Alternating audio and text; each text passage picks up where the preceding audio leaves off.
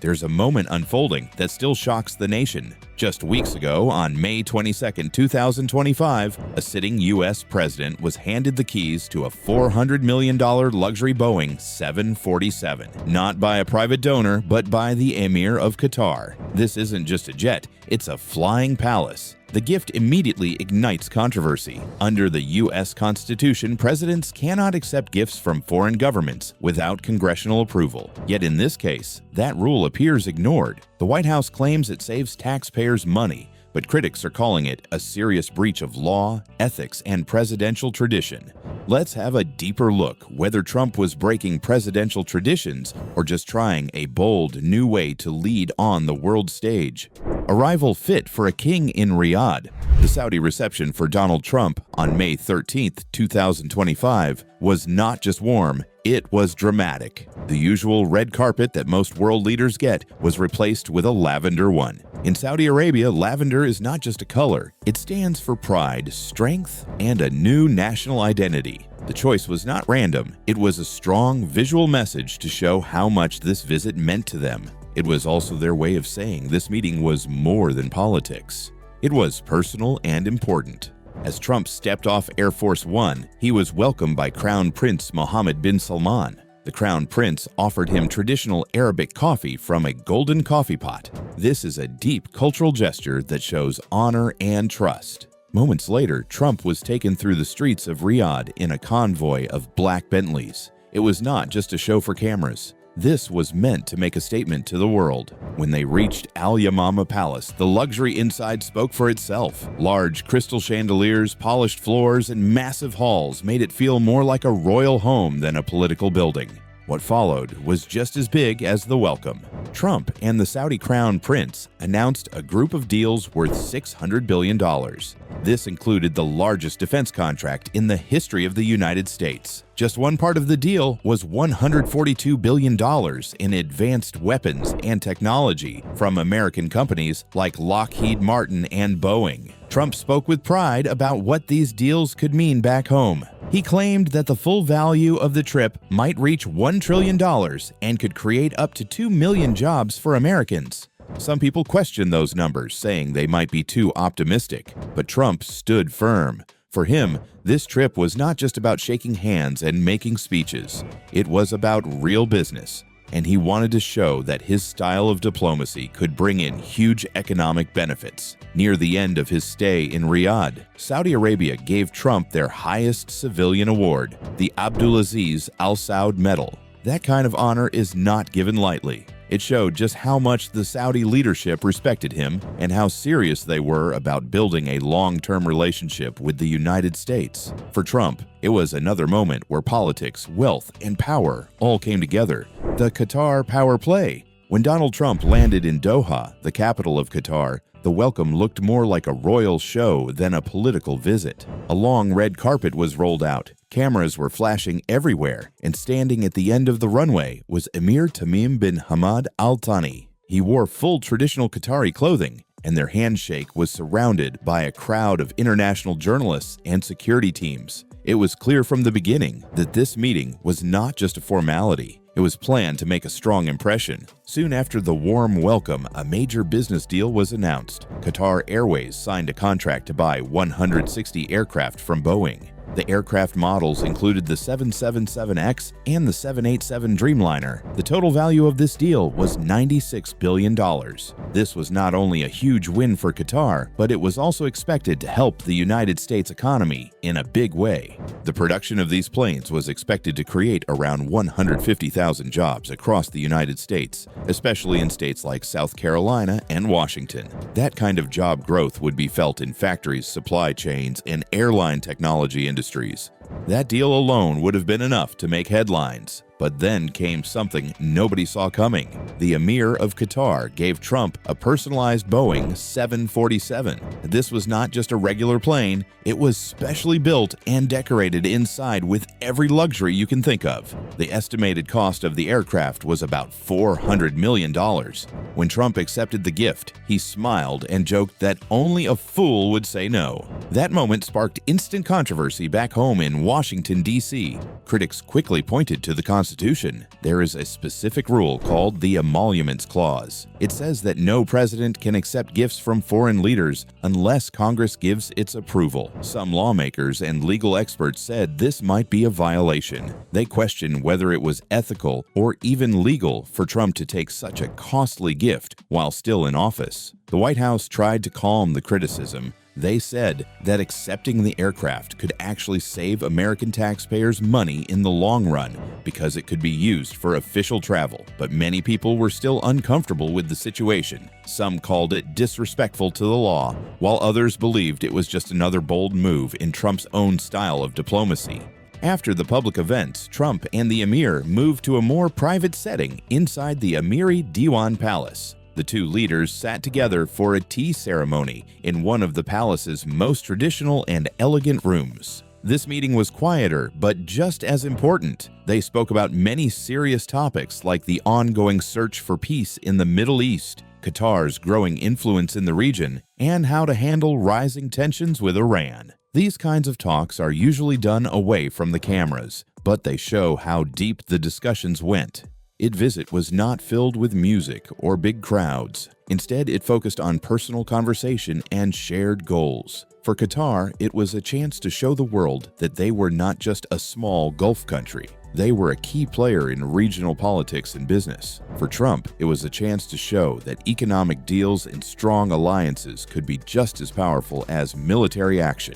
Even with all the noise around the aircraft gift, the Qatar visit stood out as a turning point in how international diplomacy could look under a different kind of leadership. Abu Dhabi's futuristic gambit. The next stop on Trump's trip was the United Arab Emirates. When Air Force One landed in Abu Dhabi, the welcome was once again something no one could ignore. This time, 6 Mirage 2009 fighter jets flew in perfect formation to greet the aircraft as it approached the runway. That alone was enough to send a message. But what happened after that made it clear the Emiratis were not just hosting a guest. They were honoring someone they saw as a key partner in shaping the future. When Trump stepped off the plane, he was met by President Sheikh Mohammed bin Zayed. The welcome ceremony included the traditional Al-Ayala sword dance, which is deeply respected in Emirati culture. Dozens of men wearing white robes performed in perfect rhythm while traditional music played. There were also women dressed in flowing gowns standing in formation as part of the ceremony. The whole event was carefully prepared, but it felt full of emotion and pride. It was one of those moments where you could feel that this visit meant more than just signing papers. Trump seemed moved by the performance and even said, "This city is beautiful. I love this place." But behind all the performances and greetings was something even bigger. The United Arab Emirates announced a massive pledge of $1.4 trillion in future investments in the United States. This amount was not just about numbers. It showed how serious the UAE was about working with the U.S. for long-term economic growth. The biggest part of this commitment was a $500 billion investment in something called the Stargate project. This is a large artificial intelligence and infrastructure program involving companies like OpenAI, Oracle, SoftBank, and Z Corporation. The project is focused on high-end technology, data centers, and future research. Along with the Stargate project, there were other huge deals announced. One of them was a $60 billion investment into natural gas production in the state of Texas. This is expected to boost American energy exports and create more jobs in the energy sector. There was also a $14.5 billion aviation agreement between the UAE and Boeing. It included purchases of the 787 Dreamliner and the new 777X aircraft. These deals will support jobs in several U.S. states and give Boeing a stronger global market. Trump used the moment to show his support for the UAE and their bold plans. He called the Emirati leaders visionaries and said they were making smart and brave decisions. Then he turned the attention to a topic that has been debated in Washington for some time: restrictions on exporting advanced technology. He questioned why the United States would limit access to artificial intelligence chips for allies like the UAE. His words were direct. He said, "Why deny our allies the tools they need if they are buying our F-35s?" The crowd responded with strong applause. For Trump, this was not just about defense or technology. It was about loyalty between nations and giving trusted partners the tools to grow. What made this visit stand out was how it combined tradition and technology. The UAE used both its culture and its money to show they were ready for the future. From a military flyover to the ancient sword dance to billion-dollar business deals, everything had a purpose. Trump was clearly impressed, and so were many watching around the world. This was not just another meeting between countries. It looked more like two power centers, one old, one new, coming together for a shared future. The message was clear. The UAE is serious about innovation, and Trump was happy to meet them halfway.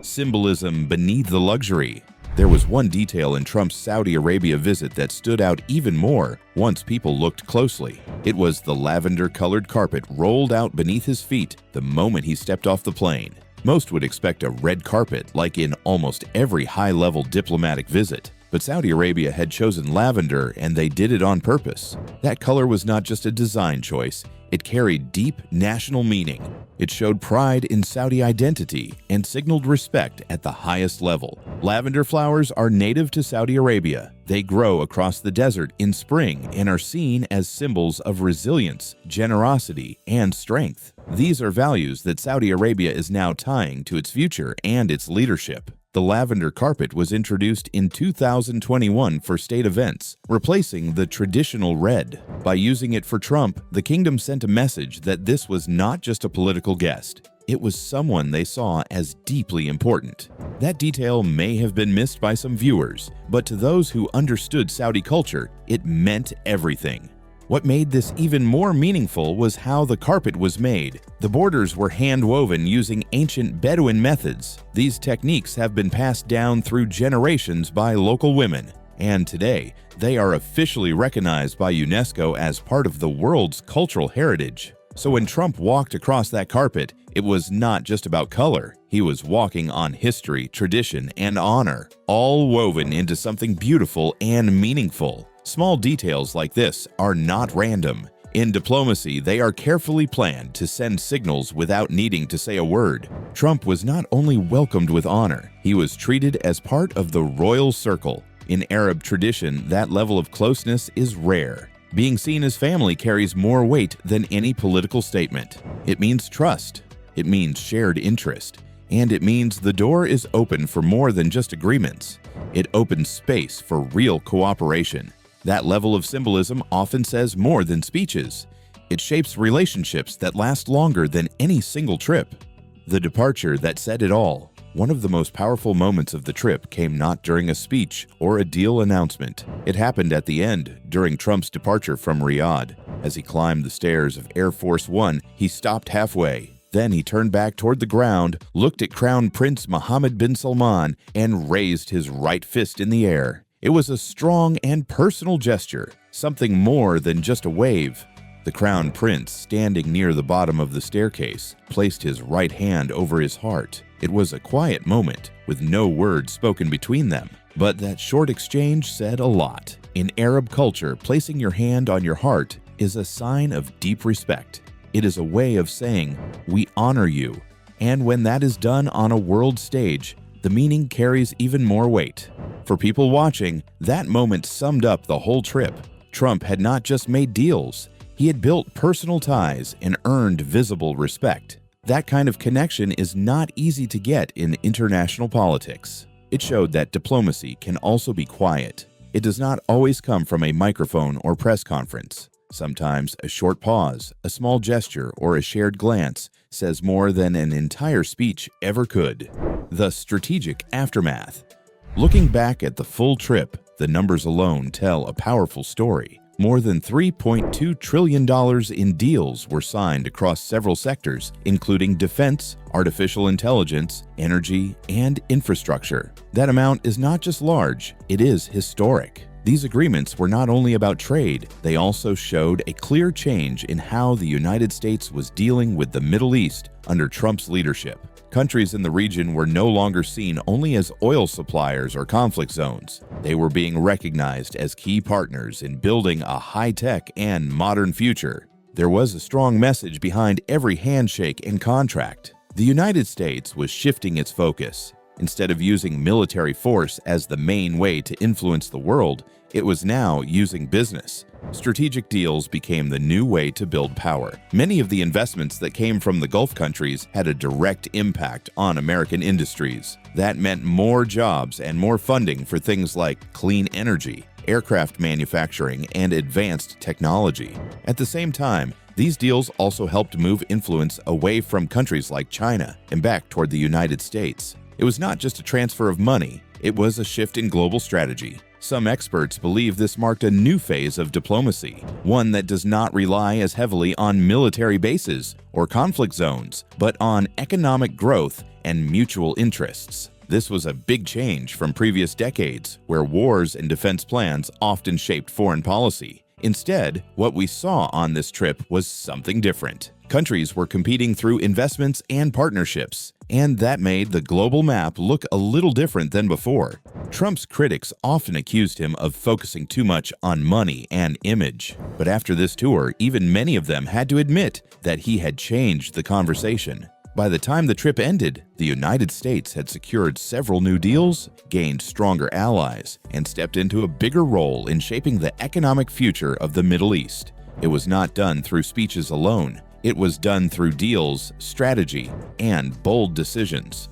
What also stands out is how the relationships were built. It was not just government to government. There were personal gestures, shared traditions, and symbolic moments that made the visit more meaningful. These kinds of ties do not fade quickly. They help build longer-term partnerships. And whether people liked his style or not, Trump seemed to understand that sometimes influence comes from connection, not just control. This journey was more than just private jets, gold palaces, and big contracts. It told us something about how foreign policy can change. Some people saw it as a risky style. Others saw it as bold and modern. But what is clear is that Trump's tour left a strong impression. He showed that business and diplomacy can go hand in hand, even in places known more for their political tensions than for economic cooperation. Was this a turning point for how America deals with the world? Or was it just political showmanship in a fancy setting? That question is still being debated. But one thing is sure, it forced people to think differently about what power looks like in the 21st century. Should future presidents focus more on economic diplomacy or return to older strategies based on military presence? Let us know what you think in the comments. And if you enjoyed this breakdown of global politics and power, do not forget to subscribe for more thoughtful and honest videos like this.